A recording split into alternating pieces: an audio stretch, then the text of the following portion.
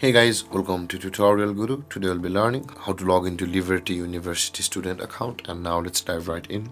Now to log into your Liberty University student account, first open up your preferred browser.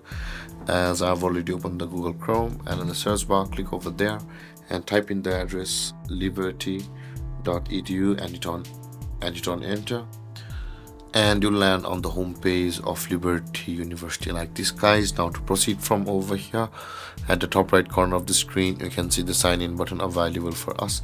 Click on the sign in button at the top right corner of the screen, and you land over here where you'll be required to enter the email address of your Liberty University, which the university had provided you with, and click on the next button after entering your email address over here. And in the next step you'll be required to enter the password, and after entering your password, guys, you'll be able to log into your Liberty University student account from over here. And there, this is how to log into your Liberty University student account.